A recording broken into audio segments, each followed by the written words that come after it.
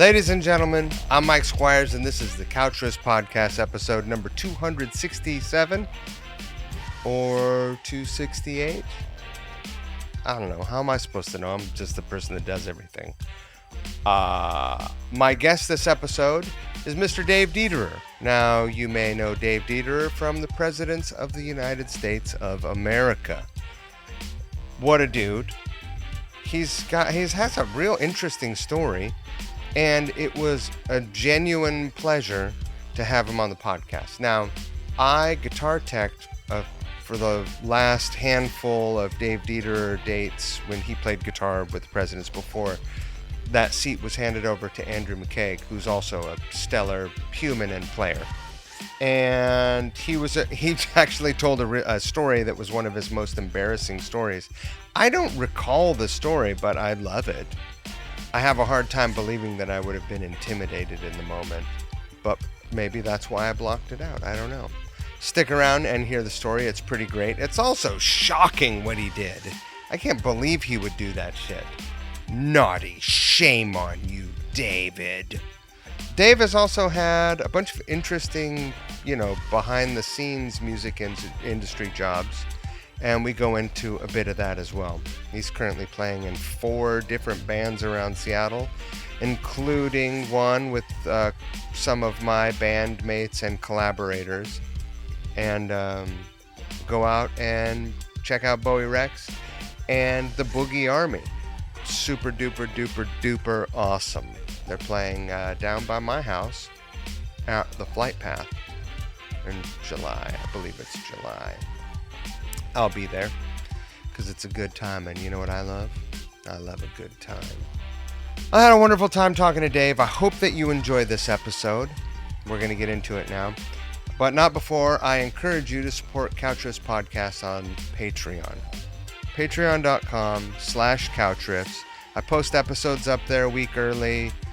Time management is tough for me right now. I'm working on stuff that extra content that I can put up there.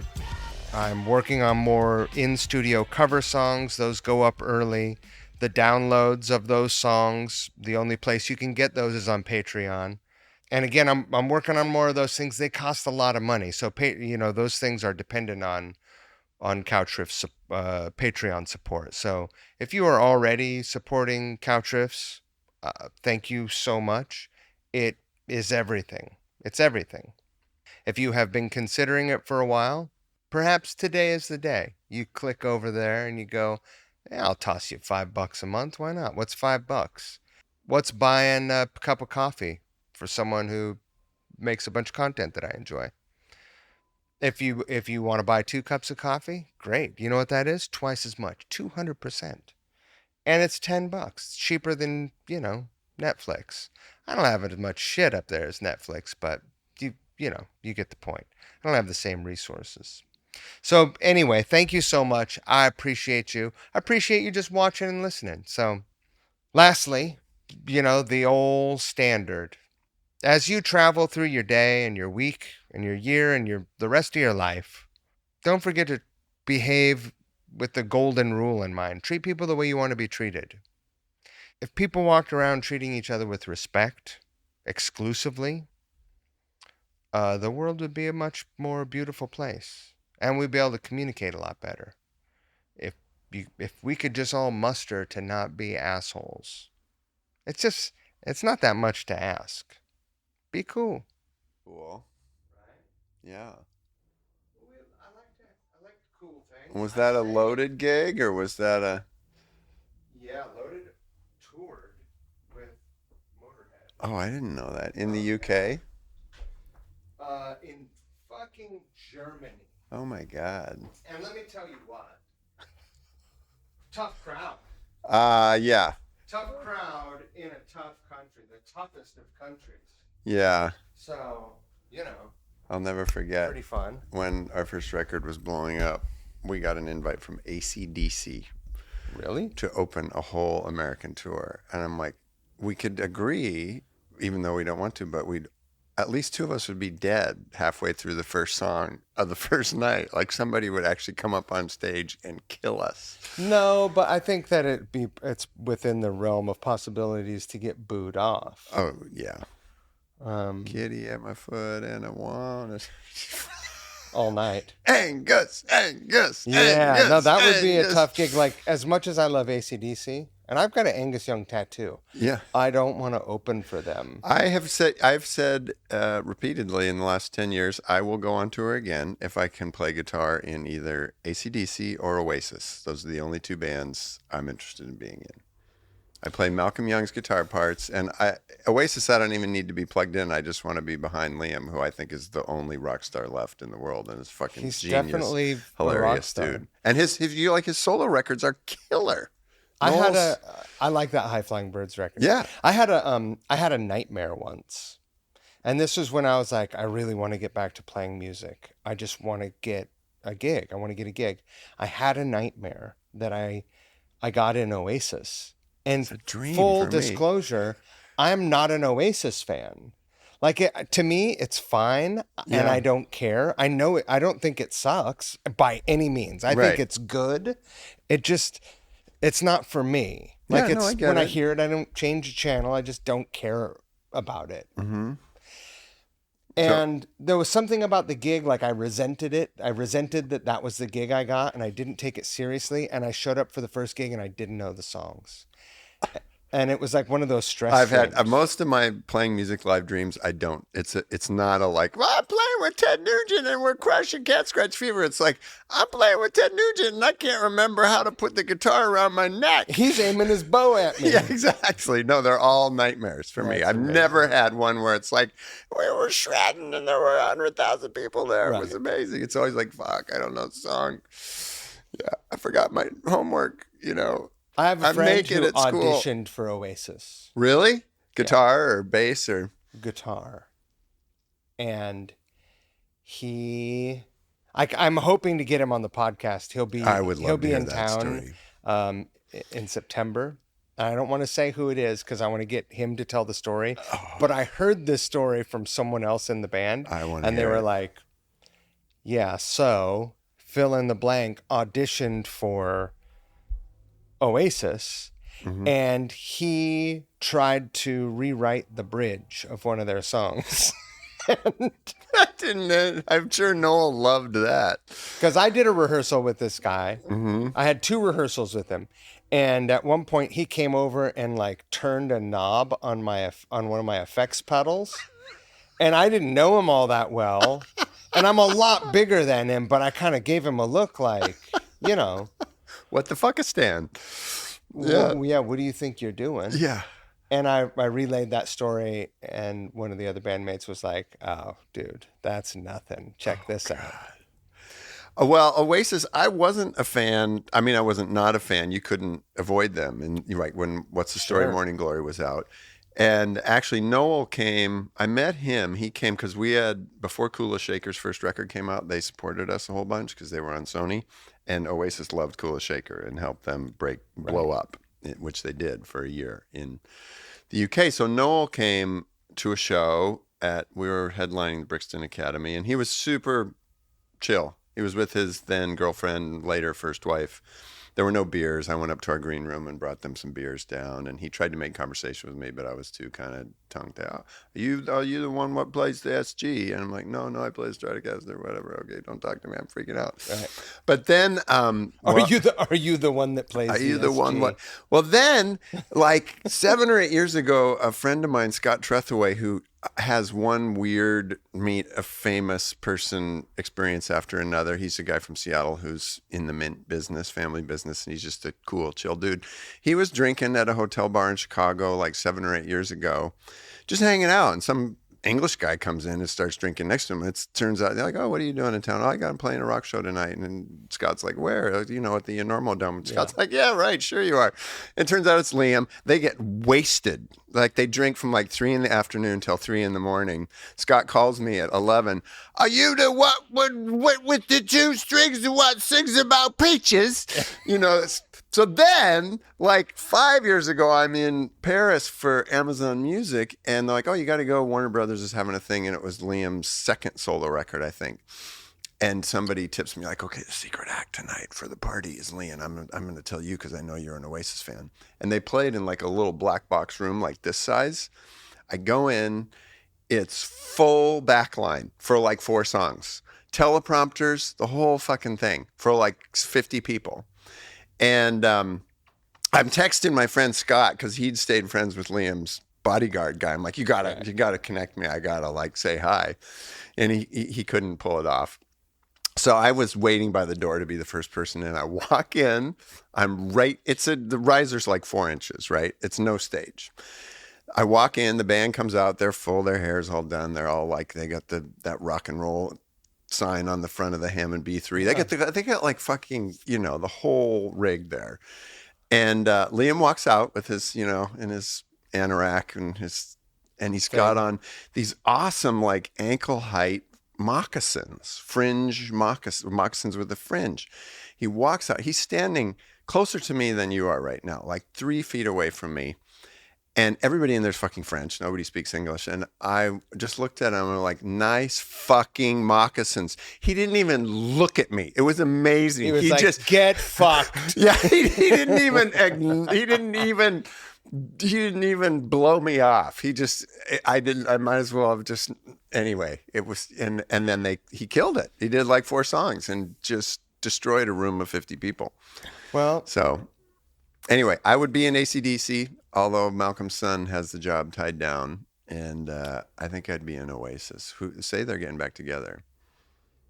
That's the word. That would be to something. make $1 jillion in 5 nights at Wembley, probably. That would be something. Mm-hmm. People would care. Yeah. Everyone but me. Yeah, you wouldn't care. Yeah. You'd be indifferent. You wouldn't. I might check it out. I wouldn't buy a ticket. I wouldn't either. I wouldn't fly to London to see. But I got, for some reason, 8 or 10 years ago, that What's the Story Morning Glory record. I listened to it, and I just got kind of obsessed with it. I tend to listen to like one record exclusively for 3 months. Right. And it became one of those records where it's just like, it's really a thing, Sure. I love bands where it's like, you hear 2 or 3 songs in a row and you are in there. It's, we can never see the world through other people's eyes, but I think music's one of the cool ways where a really great songwriter, singer, you feel like you're seeing the world through their lens. And that record does that. You're like, and I'm not a bloke from Manchester, but like I can see what the world looks like to these guys. Also, whatever's happening in your life, you attach those songs to it, and you're hearing it through that filter, and you're interpreting it and making it fit the puzzle pieces that you need. Totally. Yeah, that's fill. the great thing about music. It means what it needs to mean to you at the time. And I think that record has like, has a real, the first record and that record have a real swagger, just like Liam walking down the street in his anorak with his hands behind his back, like fuck the world. Right. And I think I probably, as a dad with a super responsible, stressful job at the time, I needed a little amplify my swag a little bit. We kind of jumped right in. I usually start like this. Okay, for people who are watching or listening that don't know who you are, will you tell them what your name is and why they should know you? My name's Dave Dederer, and I'm from Seattle, and I played lots of music since I was a teenager, and I'm best known for playing guitar in the rock and roll group, the Presidents of the United States of America. So technically, what was the instrument called? On most of the recordings, I'm playing a 3-string. We made up a name for it after we made it up, the git bass. Git bass. And whereas Chris played the 2-string bass guitar, as we called it. I liked git bass because Junior Brown had the git steel. So I borrowed his bass nomenclature. Yeah. And those instruments, to jump right in, were Chris was really, really good friends with Mark Sandman, who was in legendary Boston band Treater Wright, and playing guitar, and then played 2-string slide bass in his band Morphine that he kind of created. Completely unique sound. 2-string slide bass, baritone sax, and drums. And some of the listeners may have seen them. They toured all over the place and played, theaters in the 90s. Cool band. Yeah, so Chris lived after finishing high school. He went to college in upstate New York, and then he lived in New York and Boston for 7 or 8 years. And he and Mark became good friends. They'd smoke weed and, do those improv shows. You do make 4-track recordings all day and then do these improv shows. And the deal at the improv show is Mark would usually give, he'd show up with some combination of weirdly strung instruments, including maybe a 2-string bass or 3-string guitar or 4-string guitar. And then the drummer, and this is kind of where we landed with Jason having, especially when we started, really taped up drum kit and only a splash cymbal. Yeah. Mark's rule for the drummer, they used to play these gigs at some Irish pub in Boston. They just played for free Guinness all night. Drummer couldn't have any cymbals. So you could have wood blocks and cowbells and anything, because the cymbals just make too much fucking noise, right? They're just guitar killers, vocals killers. Yeah. So that was kind of the genesis. And actually there are a few President songs that the kernel of them came from those jams. Right. And the funny thing about playing that 3-string, so it's just the root, the fifth, and the octave above. Right. And I didn't realize and it's in C sharp. C sharp, and that was really just because we had these, usually like crappy harmony guitars with a bridge you could move around, and that was as low as we could get and still have decent intonation up at the 15th or 17th fret, because you got to go up there, because you're not going across the neck. So anyway, I realized years later, like the first instrument I ever played, stringed instrument, so we didn't have a piano in our house. My mom, being kind of a late to the hippie thing, in like 1970 bought a dulcimer. And a dulcimer, I played the electric dulcimer in the Presidents. A dulcimer is tuned. Sometimes there are 2 courses of strings on the top and has 4 strings, but often just 3 strings, the root, the fifth, and the root. And I'm like, oh, no wonder this is like natural to me, because I used to just sit there and mess around on the dulcimer in my lap. Right. When I was a little kid. It's probably the first instrument I really messed around with. So, were you a school band kid later? No, Chris and I both went to this small independent school, the Bush School, and there were instruments around and people playing music. I didn't know you guys went to school together. Yeah, from middle school through high school. But we weren't friends in high school and middle school. He was a year behind me. Still hate each other. Well, it is funny. I consider Chris to be a brother, and I have deep, deep love for him. But except until the last few years, we almost never hung out outside playing music. And we started playing music, it was the summer after he graduated. So I had done 1 year of college. And like from the moment, the first notes we ever played together, we had like that instant kismet, where you're just like, it's just on. Like we understood each other. And we always had that. And we'd been doing that for 10 years before what became the Presidents started. So we always had this incredibly close, like complementary interest and skills in music, but the Venn diagram overlapped. But we never really like Jason and I hung out with a lot more. I'd go play poker every Tuesday night and go to the Comet But that's pretty rare. Like when you're in a band with someone, once a band starts touring, it's true, and you are always with one another. Yeah. Then when you come home, it's like, okay, cool. See you in 2 months. Yeah. And honestly, I think we always maybe that's why we always just did enjoy hanging out together. And we were just lucky. It's lucky when you get, because we've all been, since we're in high school, like, I know if we get Jeff super into country and Bobby super into funk and Jimmy, and we're going to get in a room and it's going to be this fucking amazing amalgam of everything. And you get in a room and it's just like, wet fart. Yeah, and it's just lucky. It's like any team you've ever been on. Like like when it gels, it gels. So Chris and Jason and I just had that.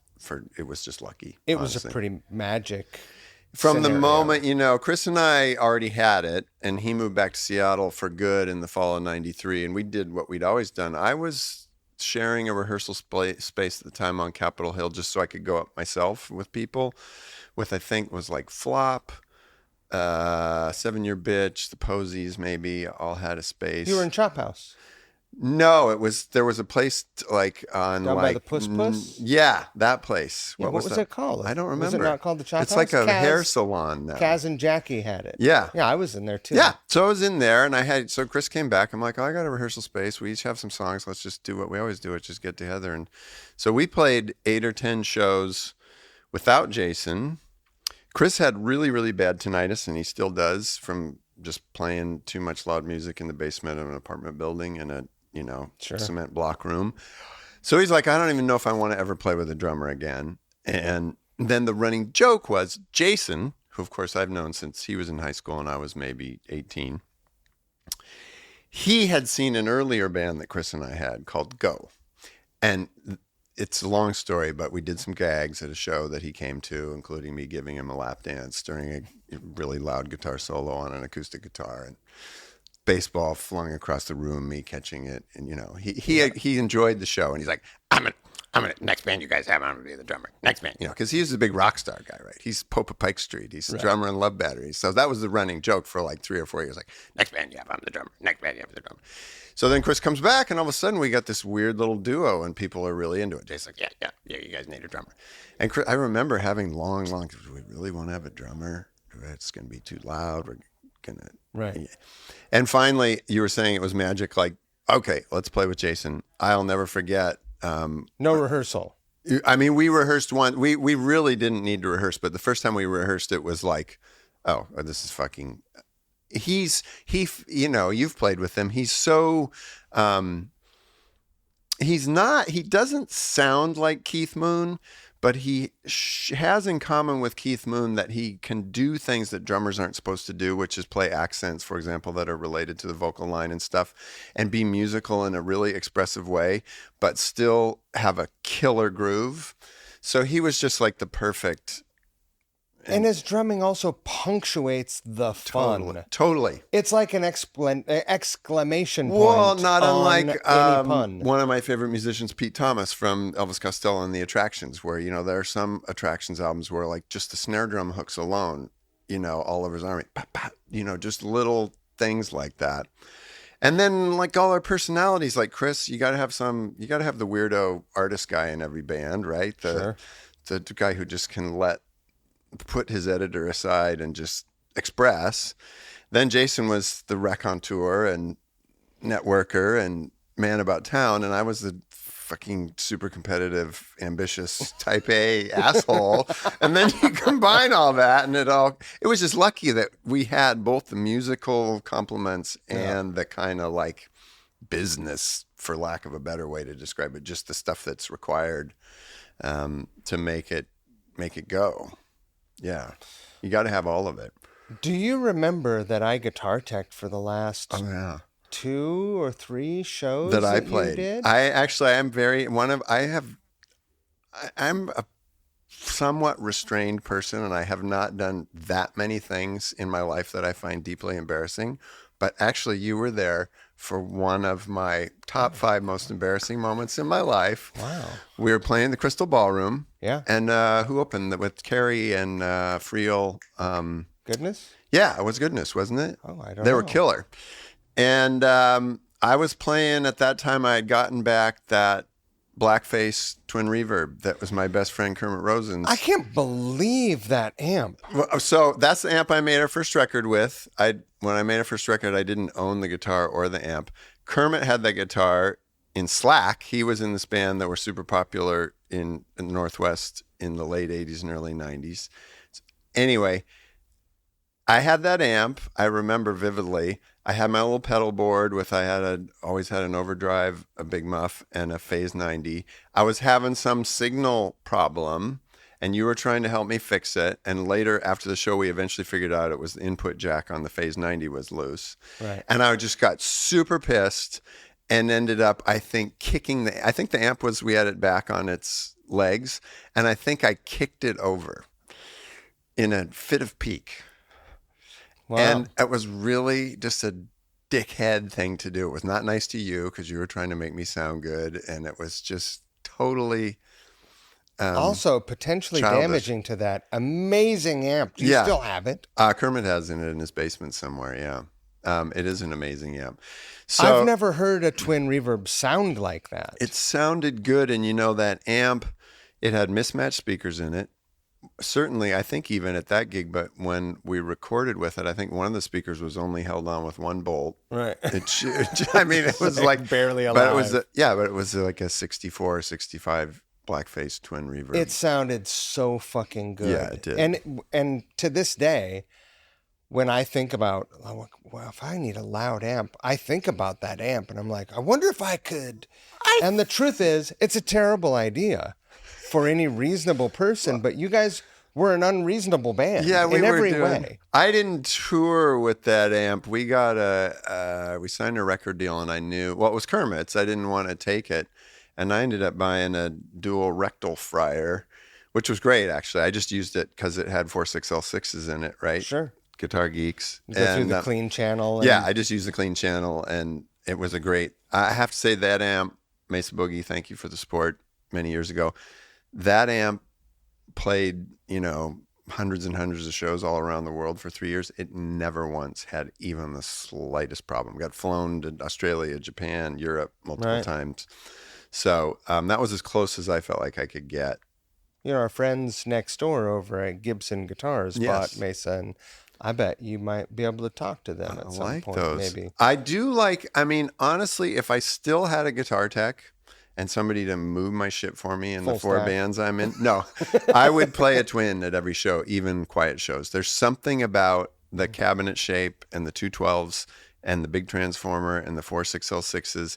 It does something that no other amp does, and I tend to like a clean sound.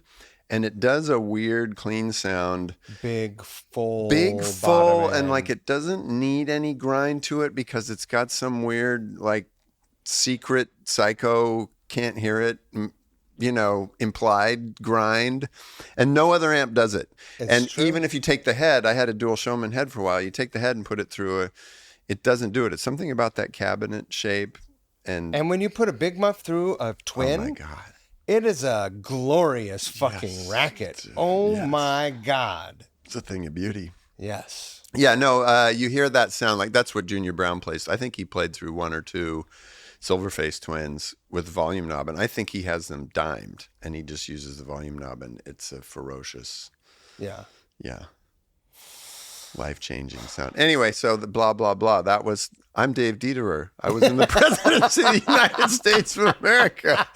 Enough about me. Well, you're the guest. Oh, that's right. So anyway, yes, I remember you teching some of the last shows that I played, and actually Andrew, who then came on and kind of took my place, he did a few too, just to kind of get the lay of the land. I remember him coming on a trip to the East Coast and teching a few shows just so he could watch shadow. Shadow a little bit. Yeah. I went on to stage manage with that lineup, and I was the worst road person. Because? Well, I'm not a very employable person. I'm pretty unemployable. Yeah. And at that time, I still drank. I think of you as unimpeachable, not unemployable. Both. I'm both. Unimpeachably unemployable. So you were drinking. I was still drinking. And Andrew was. It was party time. Yeah. It was party time. Yeah. So. Yeah, probably. I brought the pain for sure. I thought, and for the presidents at least, he went with us for a lot of years, and I'm getting to play music again with him now. Mike Musburger was a really good choice because really we just needed help with drums, and Mike could deal with all the drum stuff. That's one thing I can't tune it.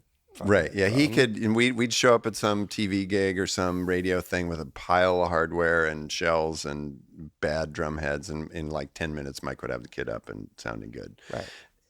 Guitars, basses, amps, you just plug them in and they're fine. Yeah. The player has to take it from there. I've talked to everyone I feel like the president's story is pretty well documented on this podcast. Good. I want to talk a little bit about your experience with it, but I want to talk, you did a lot of pretty interesting things in the music industry after. I have had many careers, including 15 plus years in the digital music Right. environment. Yeah. Um, I did some stuff. so you recorded that first album at Egg, Yeah. which I love. I've recorded there a it's few great, times. yeah. R.I.P. The Bachelors made their first record there. Oh, yeah. And of course, Conrad is Who's still a close friend. a genius and a You got to sweet go man. visit him. He and Emily moved to Arivaca, Arizona about full time 5 or 6 years ago. So he could be close to spring training. Well, the whole thing was they always did go down to spring training for 2 or 3 weeks, and then they would go birding, and they found this little weird town, Arivaca, which is like half rednecks, half hippies. So they kind of fit right in. And they bought the dance hall, which is a 100-plus-year-old building that's been a brothel, a general store, trading post. And they bought this building and turned it into a community center / dance hall. And I finally got down there. It was the 1-year anniversary of opening it. And Jenna, my girlfriend, and I were down there in November. And I sat in at the show, which was all the local musicians having a little bit of a hootenanny, What were they doing? playing guitar and singing and such. And Conrad even played the bass, which he was always reluctant to do, even though he is a bass player. Arivaca, Arizona, I recommend it. The Arivaca Dance Hall. Yeah, it's like 20 miles from the Mexican border, south of Tucson. Right. Straight south, like near, what's the town down there, Tubac, that everybody knows? Arivaca translates to "you're almost there." Yeah, you're almost there. Yeah. Look out for Border Patrol. Look out for vigilante Border Patrol. Vaca is VACA. That's VACA. That's cow. Yeah, Arivaca. I don't know what that translates to. I don't know. Anyway, it's a beautiful place. Kind of high. Well, you said mountain hippies. desert. It probably means high cows, like Maybe stoned cows. I just know we were there for we were in our van, so we camped in their driveway. We went to the cantina before the show, and Jenna and I quickly made friends. I think we had 2 or 3 rounds of drinks bought for us within the first 20 minutes. I was like, okay. So you love it there. I loved it. It was awesome. It was great. Friendly people, interesting music. Yeah. Anyway, yes, we made the first record at Egg Studios. You guys made that record. I think you guys were doing the thing at, what was the place on Lower Queen Anne called? We did. We went, the laundry room story. I don't know if you covered that with Chris and Jason. That's a great story. But we did make a 10-song. It wasn't a demo because we didn't feel like we needed a demo. We made a 10-song cassette in a day with Barrett Jones, who was Dave Grohl's good friend and drum tech for years, and who recorded the first Foo Fighters record in that same weird. I mean, that place was like plywood walls about to fall down. 8-track. We recorded 10 songs in 6 hours, 2 or 3 of which the tracks made it to the first record. Yeah, we did that because we were like, did you hear the story of how we got the $350 for that? It's a great story from Chris. There was a guy. Retail. There was a guy. Why am I blanking on his name? Oh, Evan. Evan Blackstone, who we met because the first couple times we played at the Romper Room, which then became Tiny Bags, which then became a mixed-use development for Amazon tech workers, which is what it is now. We played there a few times, and Evan kind of booked it, but then he also he had a super successful valet parking business at a couple high-end restaurants. And sometime after we'd played a couple shows at the Romper Room with Jason, the full lineup, Chris was somewhere out and about, ran into Evan, and Evan's like, oh my God, I just had this horrible road rage incident. This guy and I almost ran into each other. We almost got in a fist fight. It was a fucking nightmare situation. I feel like I need to do something really positive. Have you guys recorded yet? Chris is like, no. He's like, here's $350. Go make a record. Literally. And we're like, oh, we got $350. Let's go. And $350 will buy you 10 hours at the laundry room. Exactly. So we went in the laundry room and played 10 songs and mixed them in, 8 or 10 hours. Right. And made a little cassette, Froggy Style, which just came out on vinyl finally. Is that right? And I think it's on streaming services too. and Jason sold them from behind the bar at the Comet. So we did that in like Froggy style. Yeah, we did that in like the fall of. Oh no, when did we do that? We did that sometime. Did Evan get an executive producer credit? No, he got a gold record or a platinum record, but That's pretty sweet. so we must have. So we played our first show.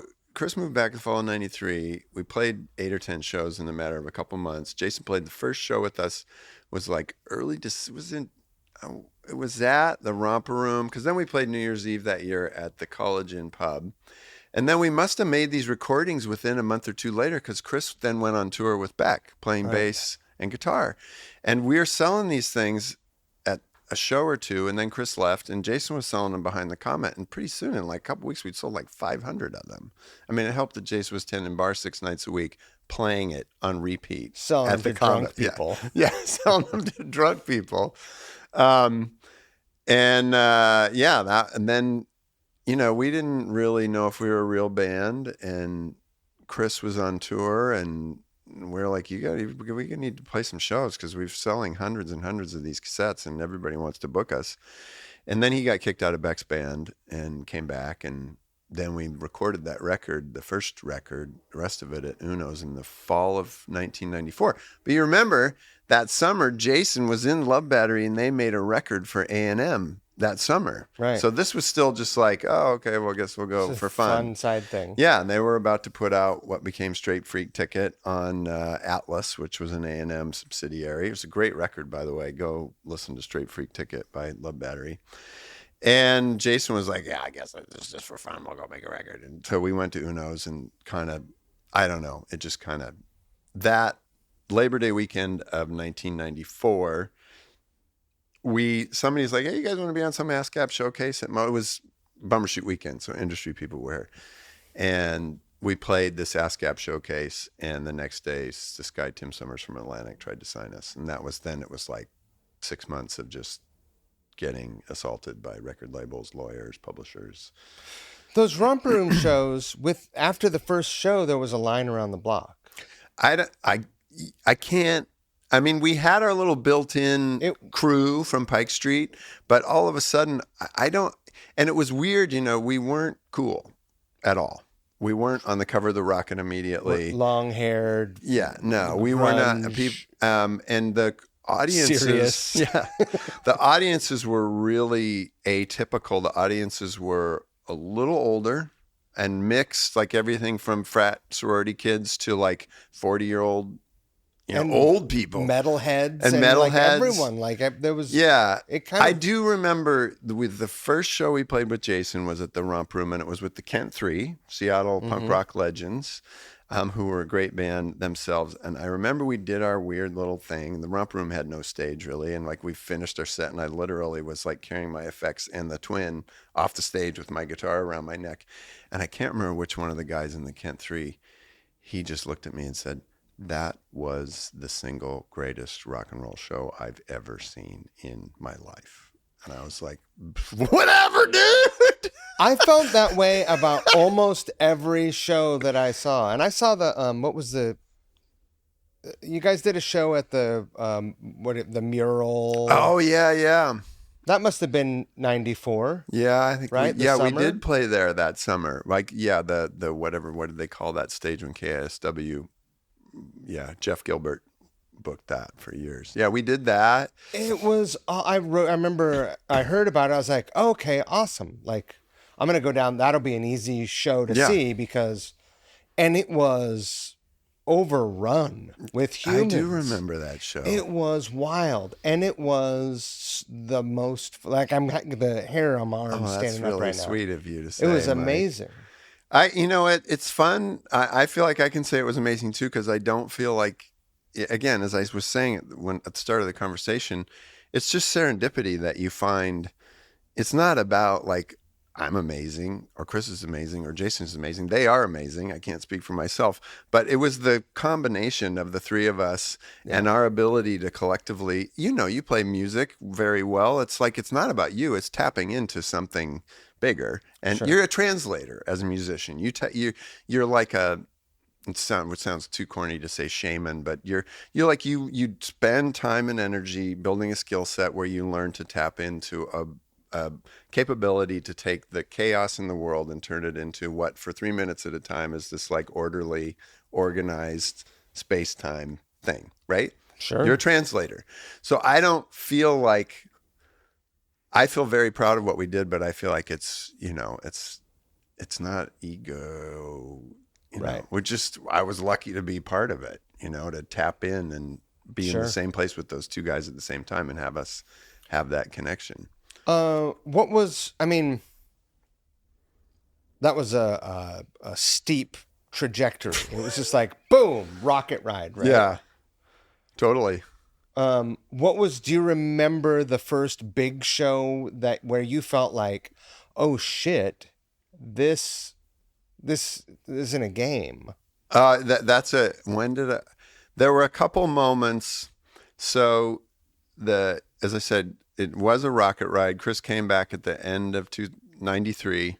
We just, as I said, it's what we always did. Like, oh, let's get together with 4-track. And all of a sudden we're booking shows. Scott McCoy wants to book us as often as possible at the Crocodile. This is before Jason even starts playing. This is in the matter of like 6 or 8 weeks. Right. I just started grad school. So I'm like working 10 hours a day at grad school and also trying to make some money on the side doing some like writing stuff. So we're doing it. And then in the spring of 93, we've made a 10-song to Chris takes off for 5 months with Beck. Then he comes back. And then all of a sudden, and then my second year of grad school, we made the record. I'm sure, a lot of it was just weird. Like we played that show on Labor Day, the ASCAP showcase at Moe's. And like a week later, we were in Hits magazine. And then we were in Hits magazine like often that year as we were getting courted.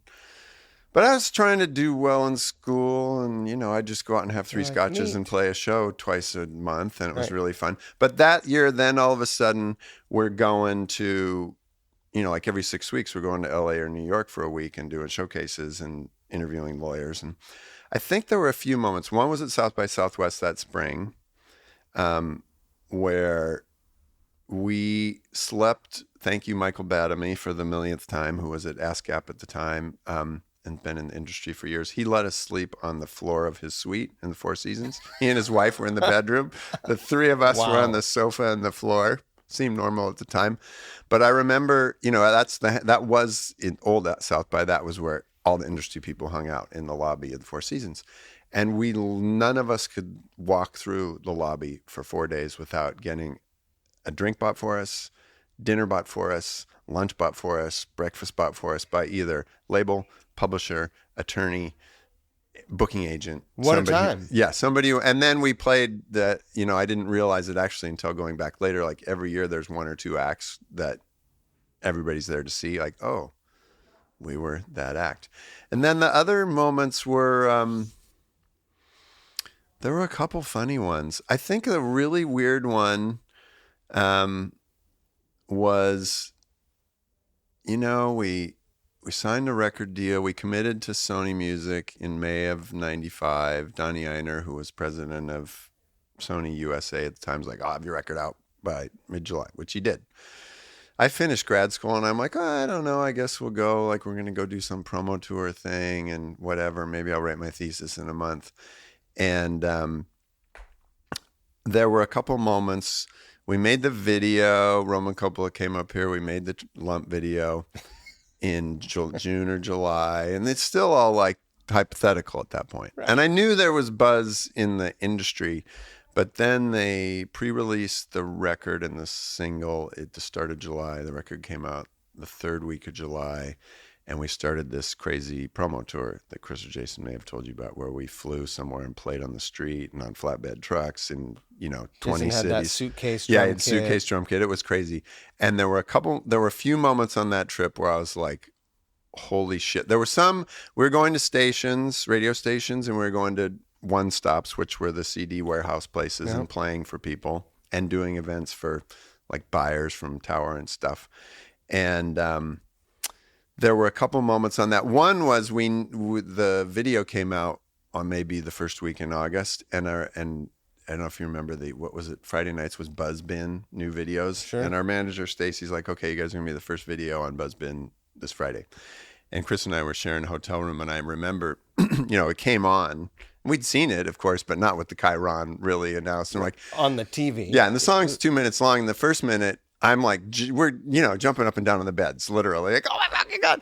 And then there was a weird moment, like halfway through, like, okay, everything that was weird and distinctive about us, which was why we were talking about this weird audience that would come see us, which was metalheads and frat kids and, like Dungeons and Dragons people. Because our shows were like this weird improvised cabaret act, basically. And I'm like, oh, we're just the three goofy dudes in the suits. We're just another tube of Clearasil. We're just another can of Mountain Dew. We're just another youth product. So that was a moment. But then there were some other moments on that. So we were doing everything from like going to some stations that weren't playing us at all and setting up on their boardroom table and basically like flipping them off and playing Lump and Peaches, right, to some big stations had added us, including WHFS in DC, which at the time was the three biggies were WHFS, 99X in Atlanta, and K-Rock in LA were the tastemakers for commercial alternative. And HFS had started playing the song. So we're going to do another promo thing. It's at the Inner Harbor in Baltimore. There's some amphitheater. We're just going to set up. And we'd been doing these. And, we'd done some in LA, like in the 3rd Street Promenade. Hundreds of people had shown up.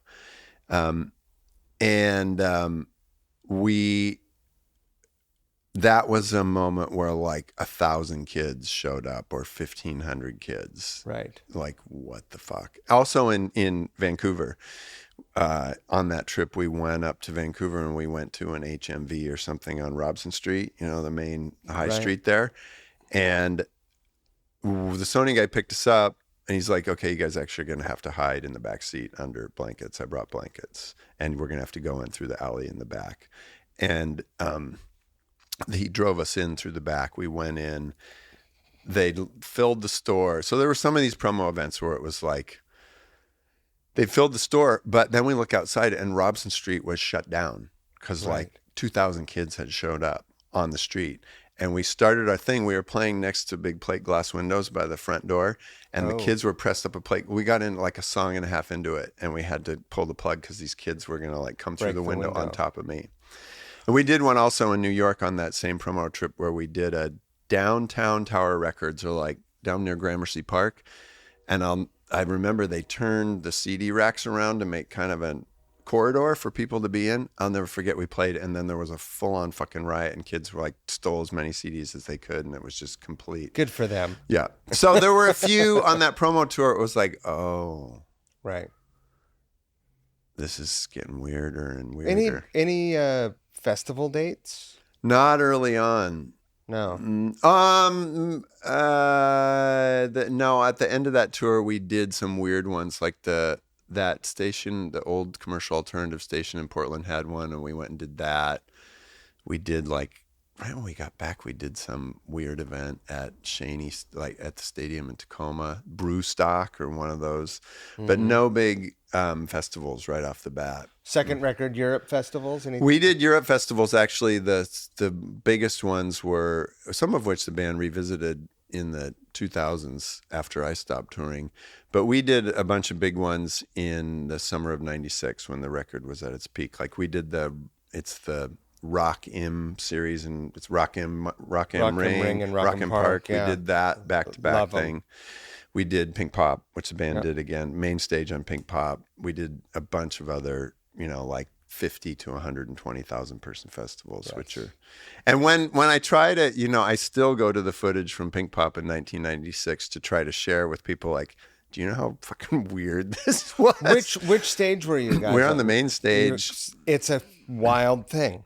There are like 100,000 people there. And the closest person is, 45 feet away. At least, yeah. And at the end of the set, I had a wireless at the time. I jumped down to the camera platform and then I jumped down to the pit and run along and, high-five the crowd and let them slap my guitar. And those shows, you've played those shows. Those shows are so weird. It's so hard to explain to people because you have no sound check. You have no line check.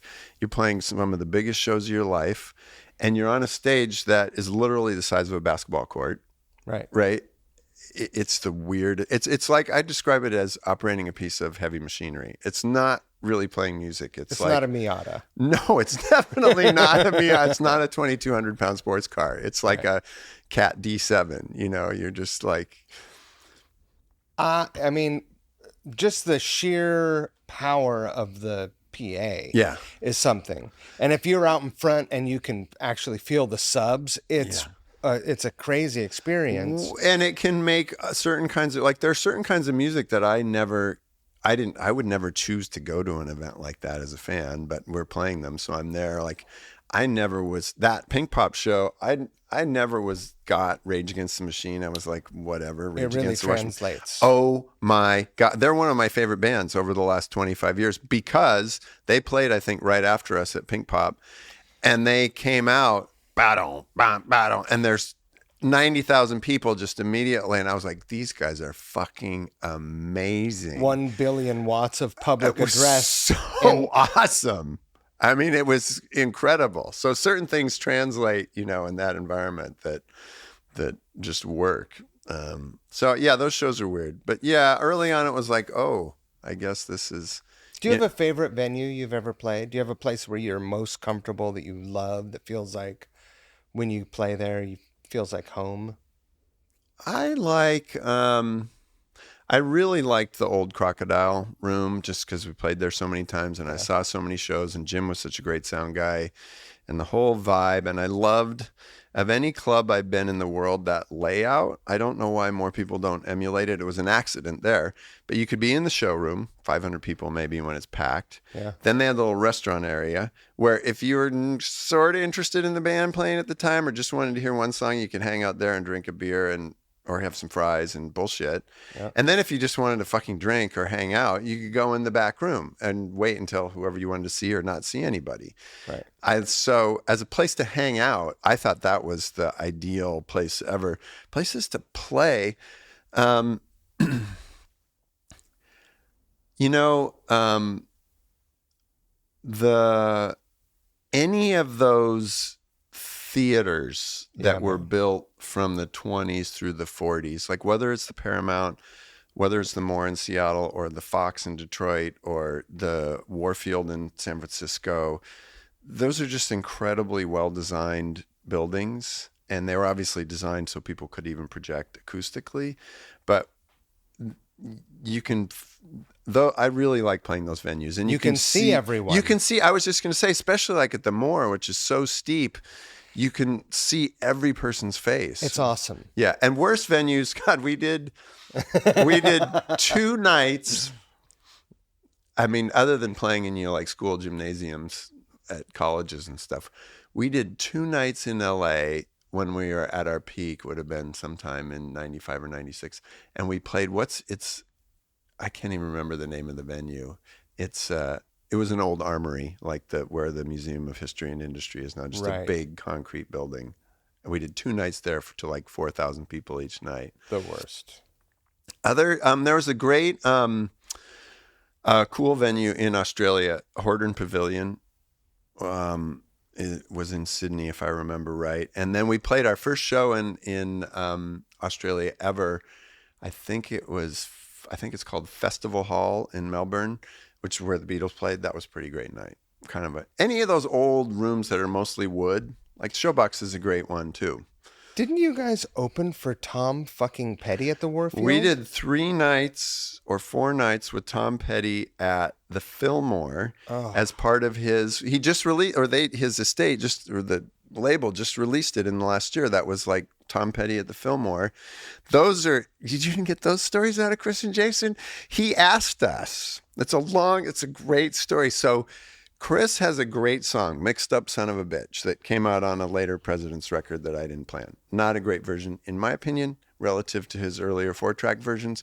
Amazing song. She's a mixed up son of a bitch. She's a mixed up. Anyway, and somehow we got connected with Tom Petty for a soundtrack song for some Jennifer Aniston movie, and Chris sent him the demo of that song because it's a Tom Petty song. It would be killer with him singing it. And then our manager, Stacy's like, well, Tom likes a song and he wants to talk to you guys. He's going to call you. And I was at home at the time in Seattle with my ex, Darcy, and she picks up the phone one morning. We're back from tour and she's like, yeah. Oh, can I tell him who's calling? It's fucking Tom Petty!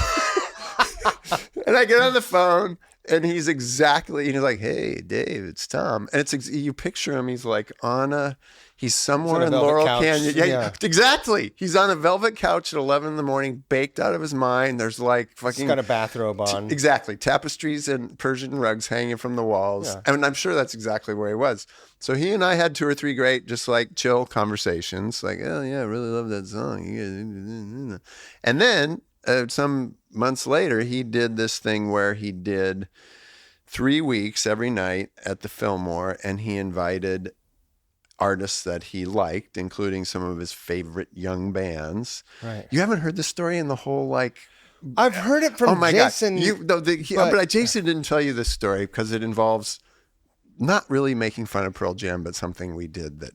Anyway, which he would never, he's way too politic to do, and I'm not afraid of putting my foot in my mouth. Okay. So Petty says, will you guys do this? And I want you to close the last 3 nights. So it's amazing. Like 2 of the nights, fucking John Lee Hooker plays before us. Like, okay, yeah, Jesus John Lee Hooker's open. He's like in the next, they had these weird, the band had all the real green rooms and they'd set up in the balcony these little curtained off green rooms. So we had one of those and we're next to John Lee Hooker. Hey, how you boys doing? You know, he goes out, boom, boom, boom, boom before us. I'm like, right, yeah, we're going to follow that. You know, great. Sammy Hagar was there. Jason hung out with him. I had a great time drinking and watching, you know. And there was another great non-show moment, which was... we had a little curtained off area, and one night, I can't remember if it was just me and Jason sitting there, or maybe me and Buntsberger. The curtain opens, it's Boz Scaggs. Just walks in. He walks in, we had, you know, the usual plastic tubs full of beer. I love Boz Scaggs. I love his singing. I'd heard previously that he thinks highly of himself, which he should, because if I could sing like that, I would think highly of myself too. He walks in, he doesn't say anything to us. He walks in front of us, past us, over to where the beers are on ice.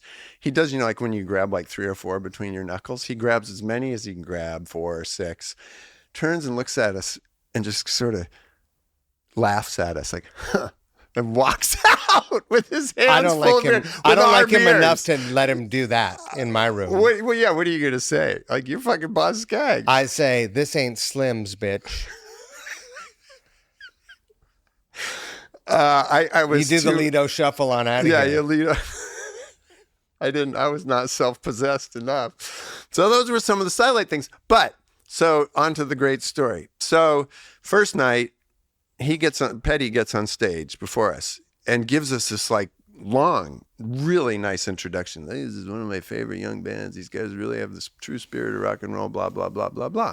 So he comes off stage. Now, here's the story. So we had this thing from the first show we played at the Romper Room with Jason. For some reason, spontaneously, right before we went on stage, we're like, okay, we're doing it on stage. We got to like get it together. And as you'll recall, the first Pearl Jam record, 10, they all have their arms together in a gatefold, right? In this aspirational pose where they're all like, Teamwork.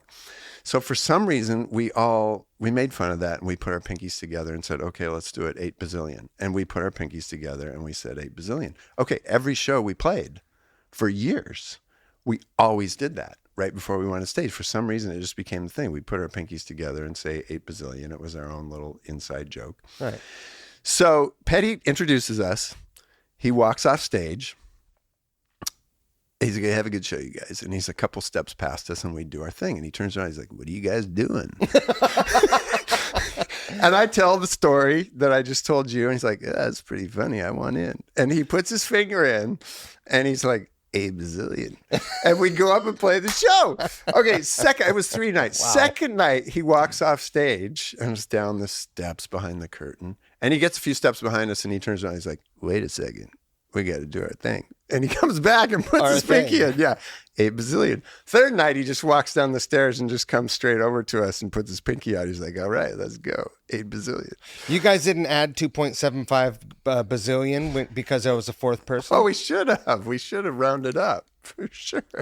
So that is the Tom Petty. But we did get to open those nights, which I'm a massive Tom Petty fan. I have to say, as a fan, sorry, Tom, R.I.P., it was slightly disappointing because Stan Lynch had just left the band and Steve Ferroni, who's a phenomenal drummer, was playing. But the sound of any great band, in my opinion, is the drummer and the singer. That's the greatest bands. They're distinguished. Of course. You just go through it, right? Charlie Watts, Ringo, Keith Moon, Bonham. And then what elevates a band, in my mind, usually to greatness is both the singing and the drumming are distinctive and amazing. And Stan Lynch had that thing, that like you just think of that little half bar fill at the start of from Damn Torpedoes' biggest hit, Refugee. Da, da, da, da. He had that rolling shuffle thing that he could do that is inimitable. So there were 3 great shows. Yeah. Almost all covers, really fun. Every night Mike Campbell had a step out. We had a gold I'm a huge jazz Mike master. Campbell fan. Oh my God, he did Goldfinger every night.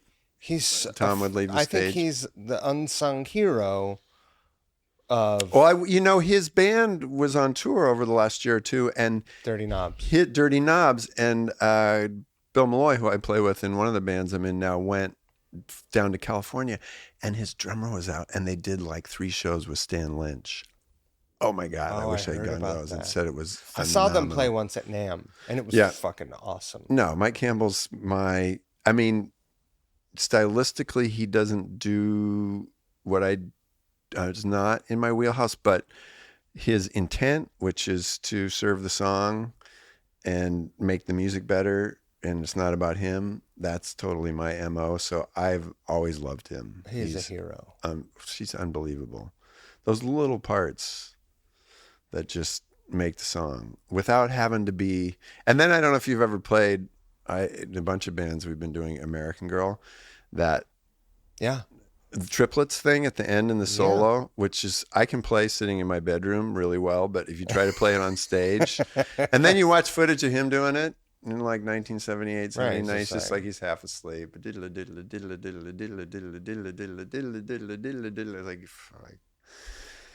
so good. I'm super jealous. Yeah, I was pretty great. I mean, it's amazing. You've met tons and tons of your heroes and people who are legends, and usually you're happy to find out they're really cool and they're a music fan just like you, and they just want to talk about music and make cool shit. Right. It's been very rare that hasn't been the case when you meet someone like that, in my experience. You guys you guys play a part in my meeting Duff for the first time, because Duff was involved in the president's world tour. Oh, he played bass on that when we made that weird one-off record, and he learned the whole record in like 90 minutes. Came to one rehearsal and played it perfectly. Of course, that's how he is. Yeah, he's a truly great musician. Yeah, and were you working at Jupiter that day when we shot? I was just there because I was friends with Jason. He was in the the Bachelors. So I was there, and that's the first time I met him. Wacky! I didn't know that. And now, and then we made that Loaded record. 7 years on, I've been playing with Duff for 24 years. Well, and then it was within that year that I played on almost that whole first Loaded record, and you came in and played guitar in a few songs. Yeah, that's right. I had to bully my way onto that session. Did you? I don't remember. Nobody invited me to do anything. I didn't remember that. I just, I was drinking, and it's hard to take a drunk person super seriously. I guess so. Yeah, you came in and played guitar, and I played a lot of guitar on that record. Yeah. It's kind of a cool record. I think that's the best Loaded record. Yeah, it sounds like a record. Yeah. We worked pretty hard on it. I helped rearrange a bunch of the songs. Martin, we did a lot of rehearsal and, rearranging and revising, and the songs were good too. He's got a thing. Yeah. He's got a million songs that, I remember him playing the demos for what was going to be his second solo record for Geffen. When pretty soon after he and I started hanging out together, after because we knew each other as kids, and we'd reconnected the first time the Presidents came through LA, and then in the later 90s we were spending more time together. And yeah, he gave me the cassette. It's like 20 or 30 songs that he recorded, I think, with Abel Boreal Jr. on drums. Yes. Like there's fucking it was really good, and Yeah. it never saw the light of day. It was really cool. Like There's pretty one there's one song that's say. on one of the new records, right? Yeah, that's what I thought. Tim Giulio told me that one of those songs was on. I might have to cut that out. I don't know. But then I think he also, he also said that Duff got the masters back to that record, maybe, or they were cool. I mean, they were cool recordings. They were kind of Killing Joke-esque in places, but they also had these beautiful, like, yeah, there was a lot of beautiful musical movement on them. Yeah, it was really nice. Yeah. After the Presidents, tell me about your life. Oh, well, I had a life before that. I had a couple careers before. I mean, I kind of decided when I was like 19, halfway through college, like, I could transfer to music school and get like a jazz guitar performance degree. Or I could, at that second year, I was going to the UW, and that was mid 80s, and the whole thing was sort of starting. And Kermit and I had a couple bands, and we were playing downtown at, some of the venues that were around at the time. And that wasn't really my scene. There was a lot of heroin in Seattle at the time, and I was more into like hanging out with my friends and going climbing and being out in the woods. Like I liked playing music, but I didn't want to stay up till 3 a.m. with a bunch of junkies. That was not what I wanted to do. Why not? So anyway, you know how fun that is. So I kind of decided at that age, like, well, I'm going to play music for fun, not for a job. So I went on, I finished college. I was a teacher, coach, outdoor educator at a couple high schools for 5 or 6 years. And then I got into this kind of public affairs, public relations stuff around natural resource issues, and went to grad school in land use planning. And then Chris moved home, and we just did what we always did. Land use planning is what your degree was in. It was my graduate degree. My undergraduate degree is in English.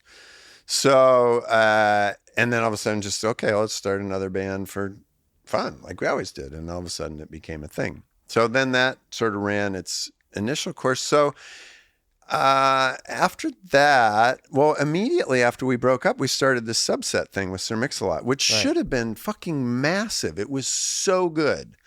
The shows, there were a couple shows we played in Seattle, and also we did one little tour down the West Coast that, I mean, some of the shows when the Presidents were blowing up were pretty crazy. There was a Showbox show that was storied. Yeah, and then we played... Maybe there was a mural amphitheater show. Yeah, we did a mural also. amphitheater show. We played at the Croc. We played at the Phoenix. We did this tour down the West Coast, and we did a couple shows that were just like, oh my God, I've never seen like people taking off their clothes and just going nuts. But that fell apart. That was in like 99, 2000, 2001. And then we made that record that you were talking about where Duff played bass on the live recording we did of it.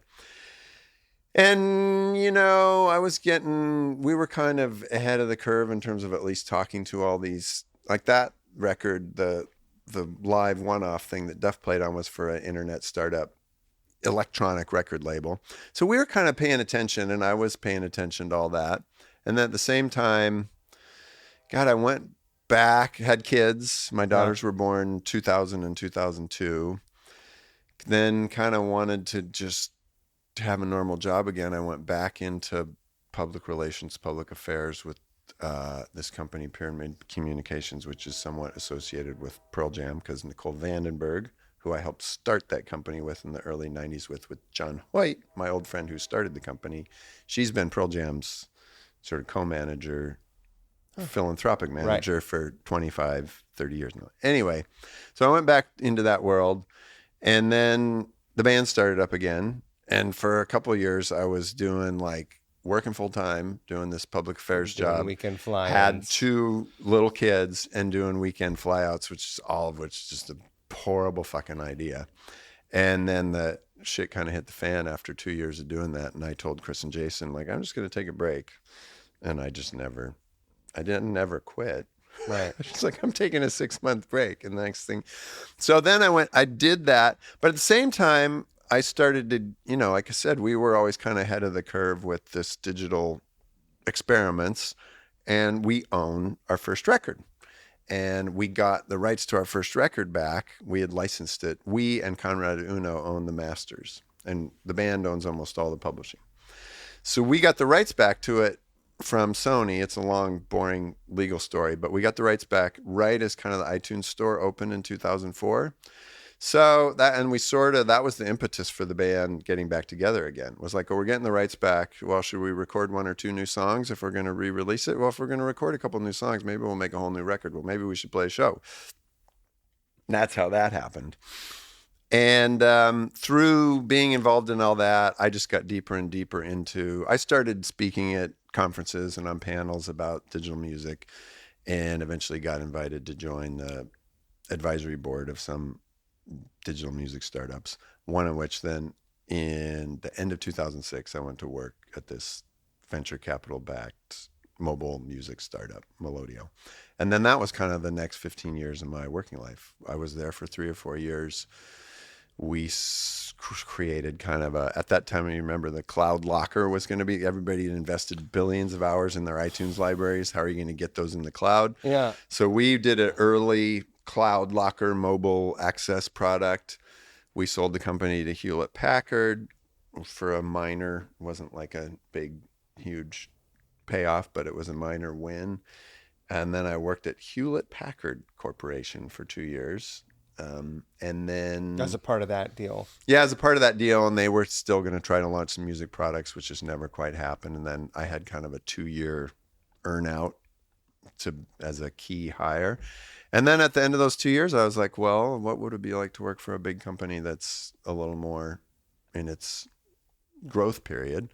And I had some connections at Amazon and just ended up interviewing there and ended up working at Amazon Music for 5 years. And then the last 4.5 years I was at Amazon, I worked in the Echo Alexa team. I did deals with outside music services and radio services like Spotify, Apple Podcasts, Apple Music, Sirius XM to get those services available on Alexa-enabled devices, right? So they're distributed via Echo devices.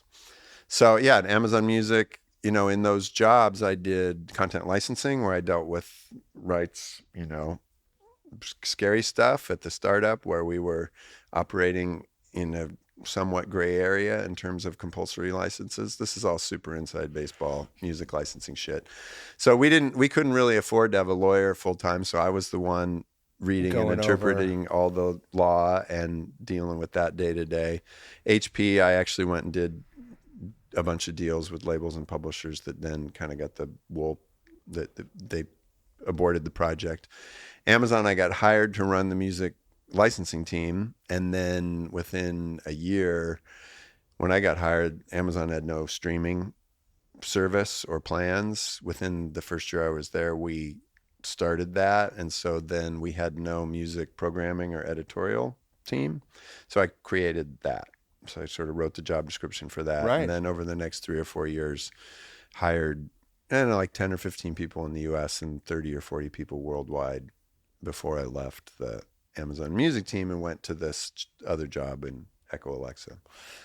So I did all sorts of stuff. Did you enjoy that job? I loved it. It seems like pretty like a challenge and also super hard. Yeah. You probably had a unique perspective because you've been, at that point, you'd been on both sides of the music, I think I had I'm going to sound like fucking Liam Neeson in those movies where he's like, I have a particular set of skills. But I do have a weird, I have a high zoot undergraduate degree from a fancy college. Sure. And then I saw the music, so I, have some capability with sort of creative problem solving, I guess. And then I did learn everything about the music. So like I said, when I was 19, I decided I don't want to do this for a living. Even if you're successful, you get screwed. Well, eventually we had this opportunity, and we embraced it. And so as we went into that, when I'm 30 signing a record deal, I'm like, this is a fucked business. I'm going to learn everything there is to know about this business to minimize the ass fucking that we're inevitably going to get, right? I want to do the best we can.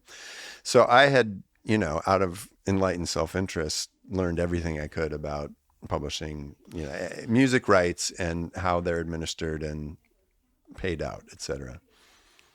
By the time you swung all the way around and you were like, okay, I'm on this other side of the fence now, and I'm trying to make something happen, it's a lot easier to understand why deals look the way they do. Am I correct? Or... I think so, and I also think, if you just look at the last 10 years, especially the evolution toward and final game of streaming services, the deals, if you know the nuts and bolts, they all make sense. And in fact, the deals, Spotify, unfortunately, especially initially, just did a really bad job of communicating with the artist community. And the problem that Spotify, Apple Music, Amazon Music have is the artists are like, oh, you still streamed 1 billion streams and I only got $3. And like, don't complain to us, complain to your fucking record label, because they're the ones who are screwing you. Yeah. Because the record label's we're the record label. They're getting paid. We're getting paid. We own the masters to our first record, and we get, instead of whatever the label flows to us, we get the label share. And it's a very healthy business. And it's the most insane.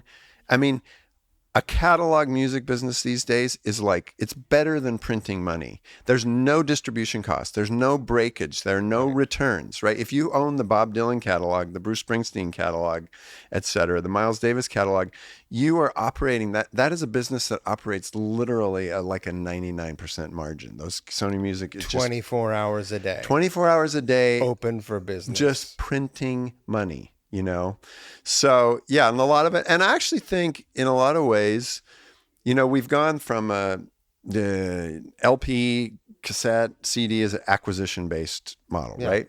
So that in 1996, you bought that Smash Mouth record, and there's one good song on it, and you paid $15, and you listen to that song like 20 times on your CD, and then you put it away.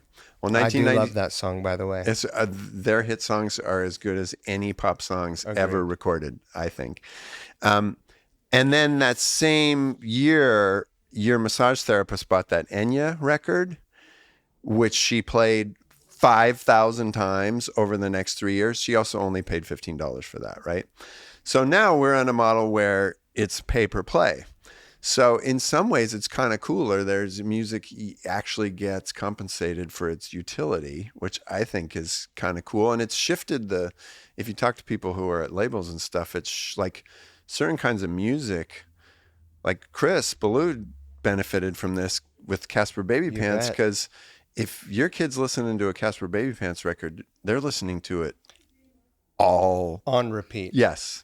So stuff like kids music, every ambient music, all these kinds of music are a much bigger piece of the like overall revenue pie now, because people actually use them over and over and over, right? And of course it's shifted, as you know. Should we make an ambient record? We should. Or you should make a record, as you know now, like, up like 20 years ago, pop songs were all creeping up to be like 4 or 5 minute mixes. They're all like 2 minutes now, 2.5 minutes, because you're paid per play. Doesn't matter whether your song's 10 minutes long or 1 minute long, you get the same payment per play, right? So you want people to play that T-Swizz song 3 times in a row. I should have brought you a copy of my solo record. Yeah, so it's like Minutemen style. It's all 15-second songs. I like the Guided by Voices Minutemen. The whole record is 3 minutes, 20 seconds. Ambient, 15-second ambient songs? No, that's all of the varieties of music. Bless you. Anyway, so I did have this weird 15-year career, I guess, plus in digital media it was totally fun. I feel like I've never really given a shit about I don't need credit or recognition. What I care about is like, am I learning and growing kind of just intellectually? am I reasonably well paid? Do I feel like I'm fairly paid? And do I feel like what I'm doing, I don't feel like I've ever done a job that didn't in some way add to the positive side of the karmic spreadsheet. Like teaching, working on these natural resource issues, playing music. I feel like they're kind of all the same I thing. think about that spreadsheet a lot. Do you? I do. I think about it all the time. Like how does whatever I'm doing make me feel? Yeah. And is that feeling contagious? Yeah. And is it good? Yeah, Like totally. is this a good feeling that is making other people feel good? Yeah, If it's not, yeah. I don't really want to do it. I I don't want to have anything to do with it. I've been lucky to do all this stuff and to have been pretty reasonably successful and, put my kids through college and all that, doing things that I believe in. And that through the music thing, I really feel, I did set sort of, as I moved into that, consciously set a goal like, okay, I want to be part of creating this new paradigm where art, creators can get paid and there's something for everybody and it's a little more transparent and it's happened, and I can claim a tiniest fraction of a tiny percent of credit, but I definitely wanted to do that and feel lucky to have done it. Yeah, that karmic spreadsheet did that. Well, I'll share one story and then I have a question for you. Because when I was starting to try to do normal work again in the early 2000s, I had a friend who was the head of creative at a big ad agency. He's like, "Oh, you should come in and meet this guy who runs planning, and that's the kind of where your skills would fit in, which is more like putting the campaigns together." Right. So I spent the day with this guy, super cool guy, British guy, super hipster. We ended the day and went and had lunch. Ended the day in his office, which has got like all the cool knickknacks in his corner office, beautiful. But they're working for T-Mobile and lottery tickets, they're a big ad agency. And I was like, and soda pop. And I'm like, name blank, like at the end of the, and I also knew him socially. Our kids were in like grade school at the time together. I'm like, at the end of the day, like, yeah, it's cool. Like you guys are shaping the culture. I get it. And that's what advertising and marketing does now. And you're part of the conversation. I like that. But at the end of the day, how do you feel about selling Mountain Dew to 8-year-olds? Right. And that was the end of the meeting. he couldn't face it, basically. Well, right? Clearly you weren't the guy for the job either. Clearly I was not the guy for the job.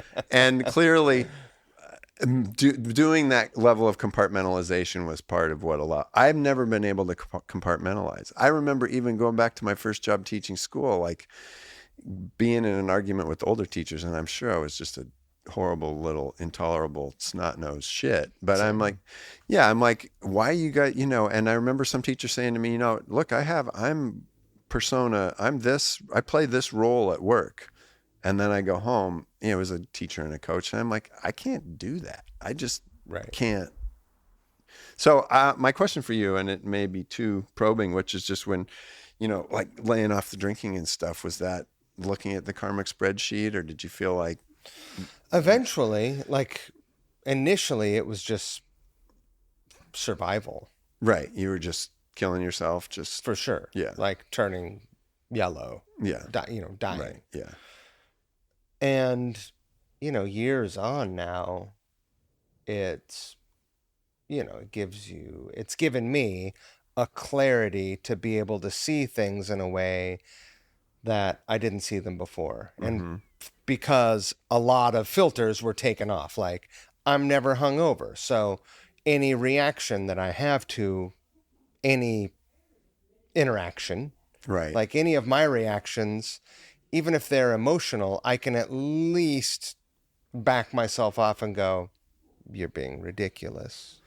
Right. That's not how you really You're not feel. just cranky and hungover. You're like, you're engaging in a it's much coherent more way. rare that I will say something that I don't mean in a fit of anger. Right. Which is And nice. I don't ever want to be that person. Mm-hmm. I don't want to be that person. No. Yeah. It's, it just makes it easier for me to be the best version of myself. And that's all I want to do. Right. I feel like that's everyone's job. Yeah, agreed. Yeah. I could see that. Because if I'm happy and you're happy and we go out and we interact with people, that's hopefully it's contagious. Exactly. Yeah. Because that's why you play music. Is there are sort of, you can drive positive, whirlwinds. Positive contagion. There's the positive spiral and the negative spiral, and it's much more fun, for me at least, to participate in the positive sort of uplifting spiral. If you told 20-something-year-old me this stuff, like, you're going to be kind of a hippie, Yeah. I was always kind of a hippie, but also I was like a dark. A little bit, but Dark. you were smart from the first time I met you. You Some weren't darkness, a ding dong. No, I wasn't an idiot, but I was also, not the sharpest tool always, because I was just dulled by messed up. Yeah. But that, we each have our own flavor of messed up we get to work our way through. You had Granite Falls, whatever, going to the Marines. All of it. I had my own, which may look less challenging. Everybody has their flavor. I used to have a chip on my shoulder about a lot of things. And, one of the beauties of getting older is you realize, sure, some people have had easier lives than others, but everyone encounters really difficult things. And if you grew up cushy and you experienced your first hardship as an adult, it's not any easier. No. Like, you are less prepared to deal with it because you don't have any of the tools in your toolbox. I mean, actually, a couple of the most fucked up people I've ever known are some of the most hyper affluent. I mean, right. Growing up in, I have one old acquaintance who grew up, one of 5 or 6 brothers. They're, one grandfather was a founding board member of Chase Manhattan Bank. One was a founding board member of IBM, just like, and this one out of 6 had finished college. The rest were drug addicts, non-functioning drug addicts and alcoholics. Look, in my house, like, if I was sitting in my house looking at, you couldn't see any other houses from my house, but if you sit in our trailer, if you had a phone line that wasn't a party line that you shared with 3 other households, like, I thought you were rich. Yeah. If you had fucking cable, right? Like, what do your parents do? Rob banks. Yeah. Yeah. Like, wow. Well, how'd you get so smart? Do you think it's just genetics? And because you're smart, you're sharp, you have emotional intelligence. I don't think I always have. I've always thought you were pretty. The lessons of life I've. So what do you attribute? How do you reckon with your kind of trajectory? Because I had some important adults outside of the household. Yeah, you had coaches or teachers, other mostly, mentors. Yeah, music came into my life, and that was it. Yeah. Music, I was just like, this is it. Yeah. The Marines helped me a lot, even though I didn't make the best use of my time there. I sort of wasn't ready to embrace the idea that I was responsible for whatever happened. Right. I was just like, things are happening to me. Right. I'll drink then. So that's a terrible program. It's a terrible recipe for a shit life, and an unhappy life. Well, the big thing is that kind of that moment where you're like, oh shit, I guess I am in charge. I guess it's up to me, because everybody, if you don't have that moment at some point in your life, you're in for a world of hurt for your whole life. I know a lot of people who are grown-ups who haven't really wrapped their head around that concept. I know a few too, it's but really that's awful. Hopefully you get. Yeah, mine came through a kind of situation at school pretty young, like 8th or 9th grade, like getting in trouble and being forced to make a decision, or being empowered by my parents to allow me to make the decision. Like, well, do I want to get my shit together or not? And okay, I guess I do. I guess sneaking out at night and smoking weed and stuff is not maybe the way to go as a general default MO. I also I never had a curfew. I never had any restrictions. I could do anything I wanted, ever. I don't remember ever. Right. I could leave in the middle of the night. Right. If that's what I chose to do. And because I could, there wasn't as great of an appeal. Right. And so also, my way of rebelling was sort of like, well, I don't really want to go to prison. And that's where most people were going. Most of the people in my family were going. So it was just kind of like, I've done some visiting. It doesn't seem that great. Monroe or wherever? No, ironically, my brother-in-law is the warden in Monroe. Yeah, I might go do some music program stuff there. That would be cool.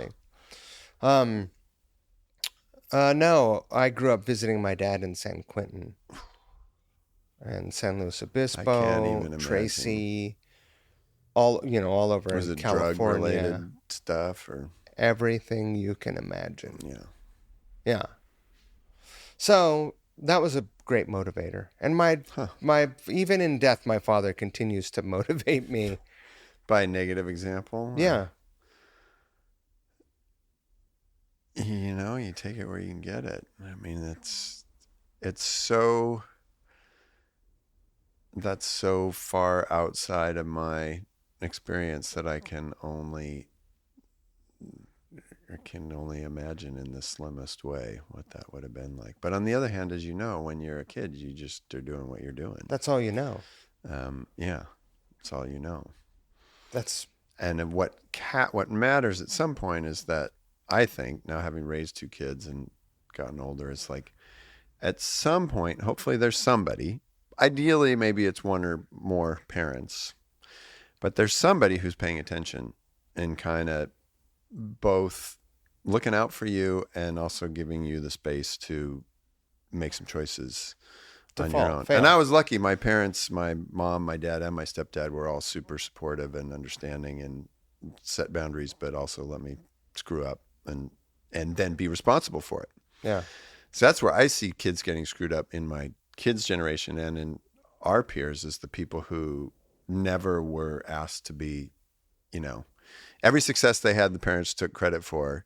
Every failure they had, the parents blamed them for the kids for, but also fixed for them, right? That's where people get really fucked up, is when they don't have to I fucked up. I got to make it right. I got to go, I shoplifted in 5th grade. I got to go to the pharmacy and ask for the manager and tell him what I did and apologize.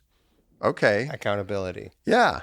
That's kind of what it comes down to, right? And because then you do that for yourself too. That becomes ingrained that you, and then so much of it is luck. Who you encounter as a role model, or for me, I hardly drink at all anymore. When I was younger, I really liked to binge drink. I liked to be drunk, but my body could not. I just couldn't do it. I couldn't drink every day. My digestive system would just fall apart. But if it could have withstood it, and I have his great grandpa Riley, who was a city of Seattle employee, who famously was like, if it weren't for my bad stomach, I would have been dead in the gutter by the time I was 24. I can relate to that because my psychological propensity, I'm wound pretty tight and I'm pretty anxious and keyed up most of the time. So having a drink and a half feels really good. Yeah. And if 1.5 feels good, 3 Imagine or 4 how 9 will be. Yeah, exactly. So when I was younger, I indulged that more, and I couldn't, going on tour, I basically stopped drinking because it was just like, I can't do this, That's another thing. Imagine how differently your life could have evolved and turned out if you had gotten some sort of drinking related trouble when you were in high school or college. It's something as simple and relatively innocent that can get you just from a good path, just shifted 2 lanes over. Oh yeah, yeah. And all of a sudden, bad shit's happening. No, and again, as I said, it's just luck that I didn't have the physical I don't have the iron constitution that would have enabled what I wanted to do, which would have been what Duff did, for example. I probably could have blown my pancreas up in terms of my psychological appetite, but my body just couldn't. I just stopped because it hurt. It's physically hurt too much after, It hurt me too, but I just took pain. a few more years. Bring the pain. Bring the pain. Well, and then there's the cure for pain. The next day, you just go for the hair of the dog and Mas tequila. Mas tequila. Yeah. Dave, before we go, I want to talk about what you're doing now. Well, I don't have a full-time job anymore, which is really it's a great feeling. Pretty fun, pretty nice. And I'm playing music for fun, which it turned out is really fun. So I'm in 4 bands. I have rehearsal tonight with Mega Cat, which is me and Kim and Ryan from Smoky Brights, and great drummer Aaron Benson, who you may have. I do know Aaron Benson. Aaron Benson played on the Union Gospel record. Yeah, he's phenomenal. He's really good. Tell him I said hello, please. I will. He plays percussion with Smoky Brights, and then he's playing drums in this band. And this guy Jacob Winahan, who's playing percussion, who's drummer in La Fonda and a bunch of other bands. Okay. And then we throw in horn players here and there. Mega Cat's a thing. Kim and Ryan and Aaron, sort of end of COVID, were just, hanging out in the basement. Yeah. Wasting time. And they just basically made this record. Turned out just these weird jams. They're instrumental. And I knew, it's a long story. I, in high school, went out with Kim's half-sister. So I'd kind of met Kim and Ryan, just gone to a show and been like, hey, you're Caitlin's half-sister. And had befriended them and was kind of helping them. I'd give them feedback on Smoky Brights demos and brainstorm about the business. And they sent me this thing. They're like, what do you think about this weird instrumental music? I'm like, I want to be in that band and we need to book some shows. So I didn't play on the record, but the record is on Sub Pop. It's on Share It, which is Sub Pop's kind of philanthropic imprint, and it's getting played a ton on KEXP, and it got a bunch of great press, and We've been playing festivals. So that's the one original thing, and it's super fun because it's instrumental, and it's like, I'd been playing, like, I can play quote unquote jazz, but I'm not a real jazz musician. I had a little jazz trio with my daughters when they were in high school. I don't want to play jazz because it's a lifetime pursuit to really be good at it. I don't want to play. I've been wanting some instrumental music to play, but I don't want to be like, you can start a surf band. That's always cool. I don't want to be trying to make Joe Satriani, Jeff Beck, Steve Vai music, because that's just, it's not where I'm at. And it's kind of fell into my lap. It's like this super cool, it's a cool record. Check it out, Mega Cat.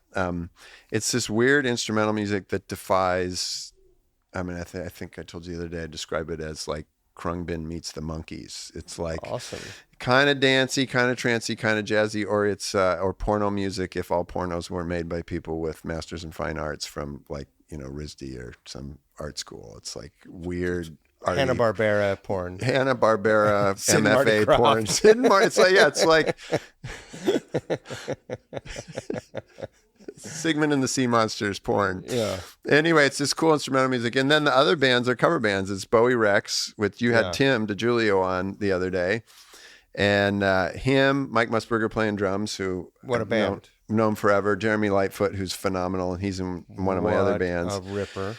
And Martin singing, who we've both worked with for years, Martin Fevier. And then we have the Suffragette sisters, Melissa, Martin's wife, and Jeremy's gal, Rhiannon, and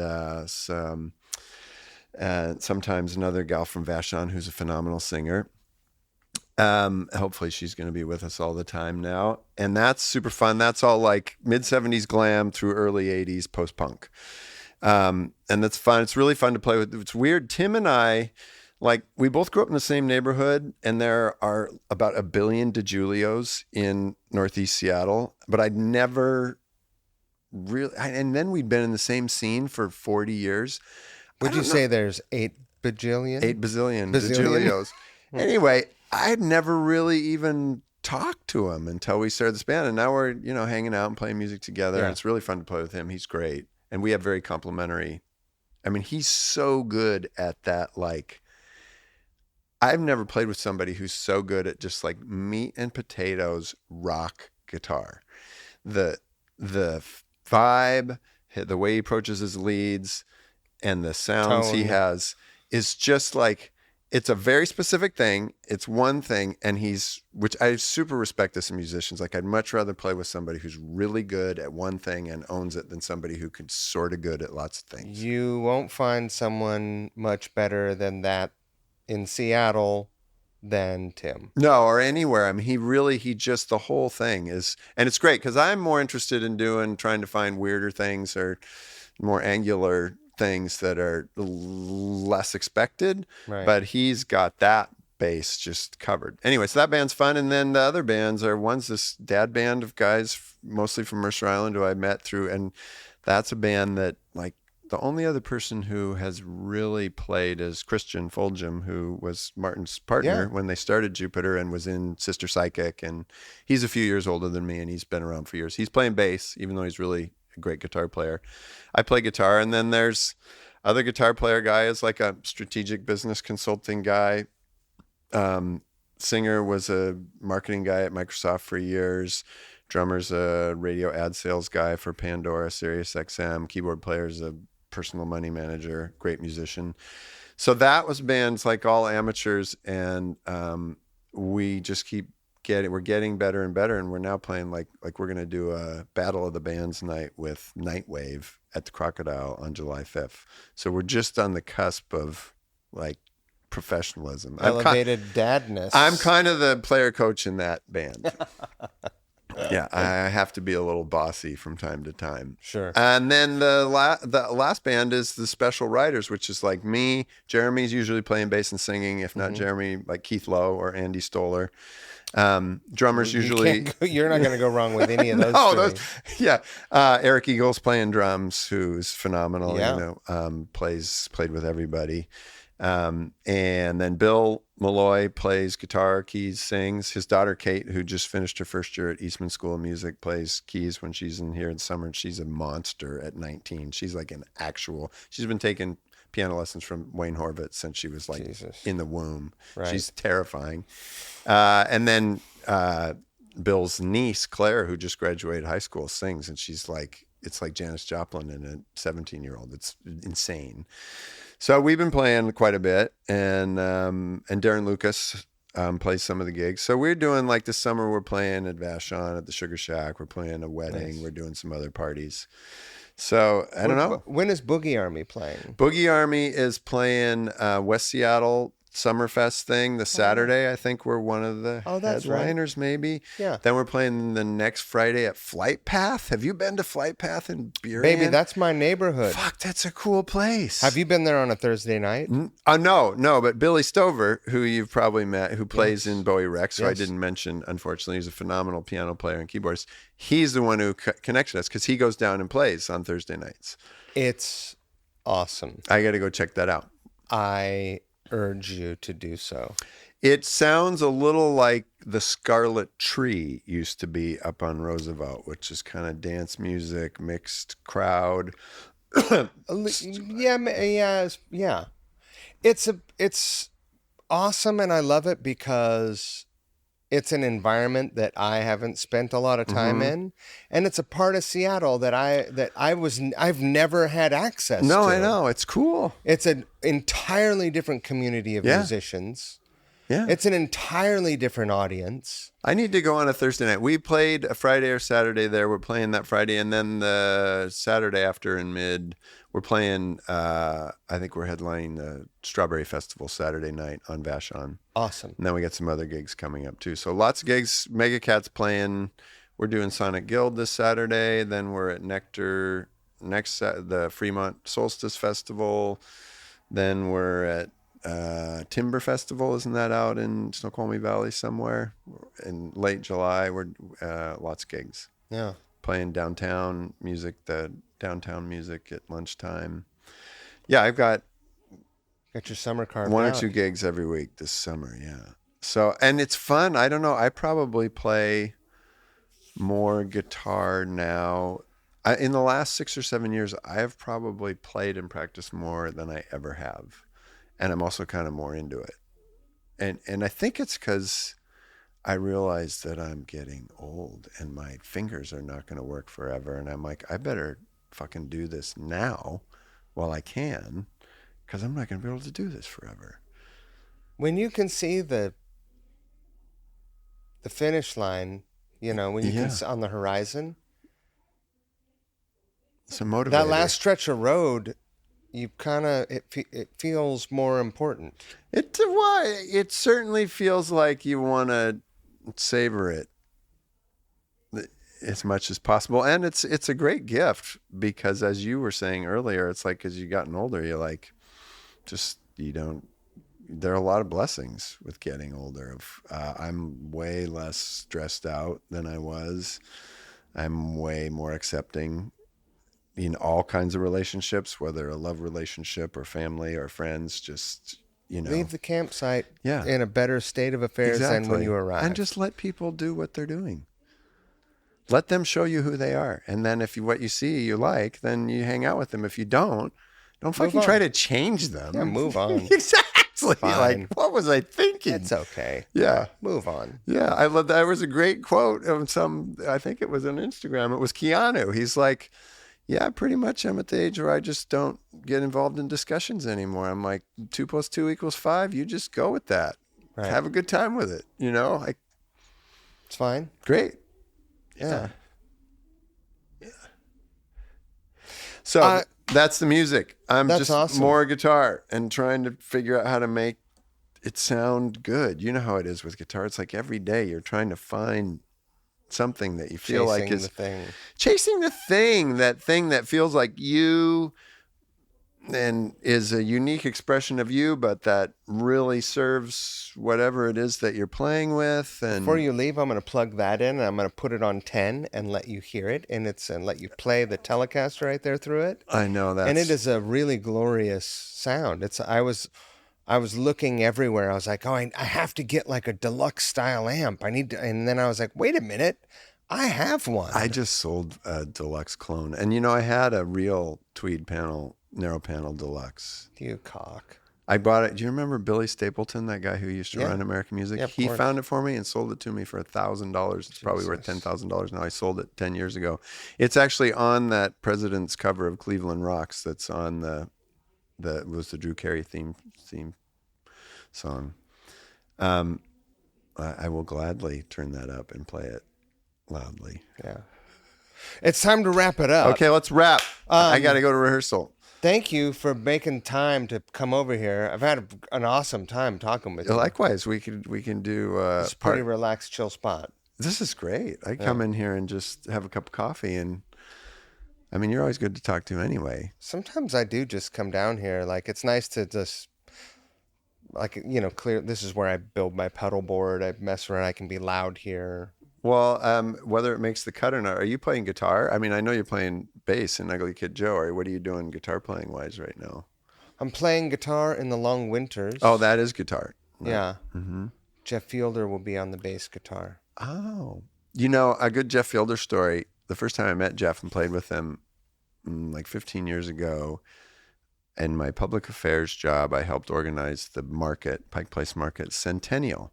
And then as part of that, Andrew and I organized the Iconics, which was a band that played like 15 songs, starting with folk songs from the 50s, all the way up through, Barracuda, and having a guest artist on every song singing. And it's all on YouTube. It was on the Seattle government TV channel. And it was pretty cool. Musburger played drums, Ty Bailey on keyboards. I played guitar, Andrew played guitar, and some guy named Jeff Fielder played bass. Thank God I had never heard him play guitar when I had to play guitar with him. Right. Because I'm like, Andrew's like, I got Jeff's awesome. He'll play bass. He's just great. I'm like, great. Oh, Jeff, good to meet you. He's got his little fucking pork pie hat on. Yeah. He's just killing it on the bass. And then we rehearsed for 3 weeks, and then we played the show. And then like a year later, I went and heard him play guitar. I was like, oh my God, I'm so embarrassed.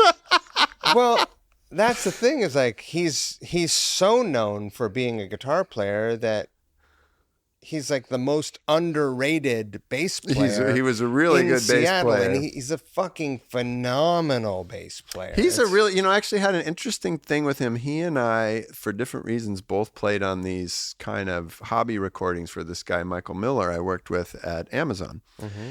And and I did it just for fun. And he'd hired I'd given him some names, and he recorded it out at it's a place out in the North End that the Parashers used to have, where Pearl Jam made the first record. You know, the studio. London Bridge. Yeah. And I went out there and I played on these songs. And this guy actually he's Australian. He wrote really cool. Like if there was a market for mid-90s, pop grunge songs, and 56-year-old guys singing them, he'd be huge. They're cool songs. And it was really interesting. I played on a bunch of them. And then he's like, well, yeah, here's some other people you gig, like Jeff Fielder's great. And he did different mixes. And it was really interesting because Jeff and I each played on different versions of like 6 or 8 songs. And the versions I played on, it sounded like a rock and roll or rock song with someone like Pete Townsend playing guitar. All of the versions Jeff played on all of a sudden became almost like roots Americana. Dude. It was super interesting. And then, he played one of the best shows I ever saw was at Vashon when Mike and Liz McConnell opened their bar there. They had Lanigan play those shows by himself with just Jeff playing electric. I saw that a few times. Oh my God, it was good. Yeah. And Fielder had like 3 or 4 different delays and reverbs where he was getting these kind of big sounds and playing fingerstyle most of the time. It was one of them, and I love Lanigan singing, despite what an asshole he was about my band in his book.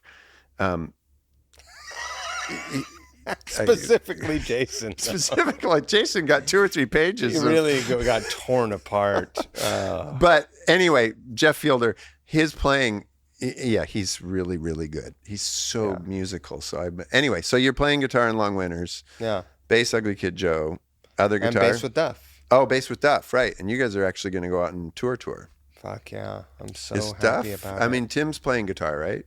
Yeah. Is Duff going to do strummy strum or really focus on Fielder's singing? in that too. Multi-instrumental, guitar, keys. Does he play any lap steel or he plays slide. Yeah. I bet he's a Let's good keys finish player. this up while we're messing with the amp. Okay, let's mess with the amp. Buddy? God, it's a pleasure. I'm just so glad you're back in Seattle.